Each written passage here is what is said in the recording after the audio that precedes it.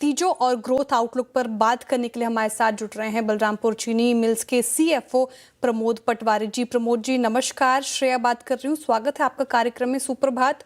सबसे पहला सवाल तो यही सर, रेवेन्यू तो बढ़ा है लेकिन जिस तरीके से एबिटा घटा है, इसे कैसे देख रहे हैं आप? कारण क्या रहे इसके पीछे के गिरावट के? नमस्कार। देखिए, ये क्वार्टर जो होता है हमारा, ये नॉन प्रोडक्शन क्वार्टर होता है, तो सीजनली वीक क्वार्टर होता है। शुगर सीजन की क्रशिंग अराउंड 15 या 20 अप्रैल के अंदर बंद हो जाती है। उसके कारण जो भी फिक्स्ड ओवरहेड्स होते हैं वो directly profit and loss account में चार्ज होते हैं।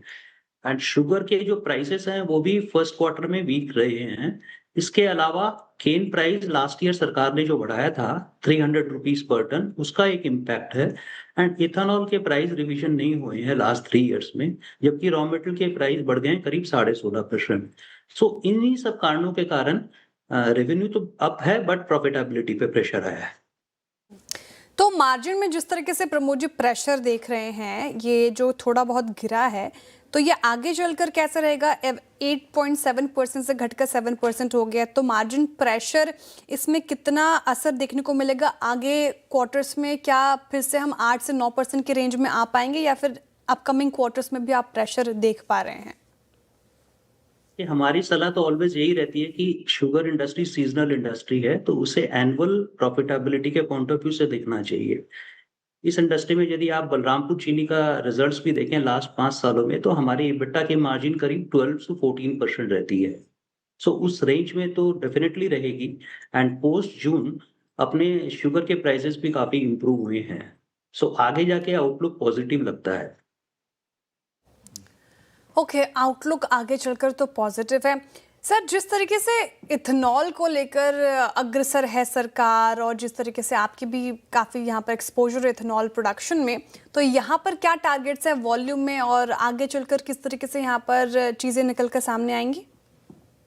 जैसा कि मैंने कहा कि इथेनॉल के प्राइस रिवीजन नहीं हो रहे हैं, तो हमारी जो फैसिलिटीज जूस बेस्ड इथेनॉल बनाती थी, वो अब अनवायबल है। शुगर के प्राइसेस काफ़ी इम्प्रूव हुए हैं पहले से। तो इन इन प्राइसों पे sugarcane based juice based ethanol बनाने की कोई इकोनॉमिक सेंस नहीं बनती है। तो आगे जाके जो सीज़न स्टार्ट होगा अक्टूबर में, हमारा जूस बेस्ड इथेनॉल बनाने पे कोई भी विचार नहीं है। As far as volume is concerned, last year हमने करीब 27 करोड़ लीटर एनुअली किया था। जो सीज़न स्टार्ट होगा 1 नवंबर से, हम अभी भी 25 करोड़ लीटर तक टारगेट रख रहे हैं, क्योंकि मेज एंड राइस से अब प्रोडक्शन ज़्यादा आएगा हमारी। ठीक है। थोड़ा और, हालांकि आपने जिक्र किया प्रमोद जी, डिटेल में समझना चाहूँगी कि इस बार शुगर कॉस्ट में कैसा ट्रेंड देखने को मिला, साथ ही शुगर रियलाइजेशन का कैसा ट्रेंड था, और क्या मौजूदा रियलाइजेशन लेवल पर शुगर बिजनेस में प्रॉफिटेबिलिटी और इम्प्रूव होने की गुंजाइश है?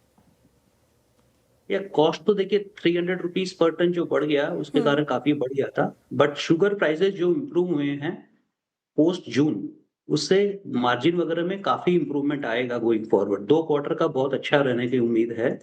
एंड उसके बाद जो नया सीज़न 1 अक्टूबर से शुरू होगा, उसमें यूपी सरकार क्या प्राइस अनाउंस करती है गन्ने की, उसके ऊपर डिपेंड करेगा।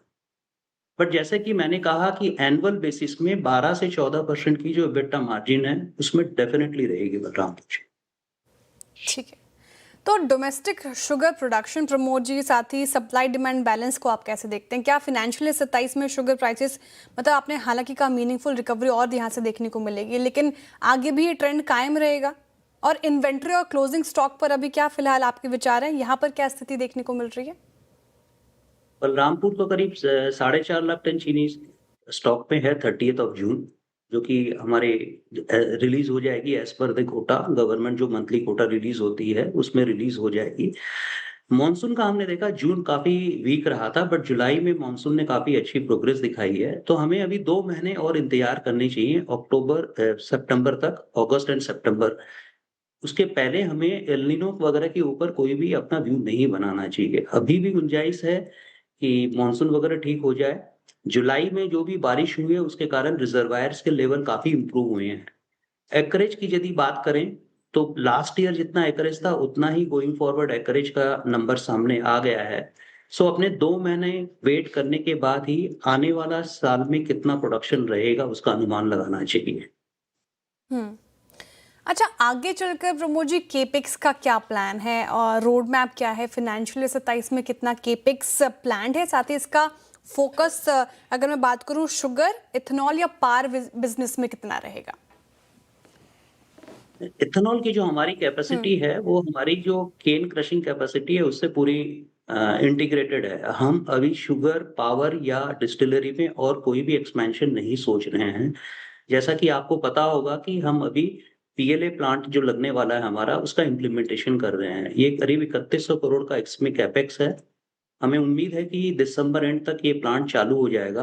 तो आगे आने वाले 1 साल में हम कोई मेजर कैपेक्स अभी हमारे विज़न में नहीं है।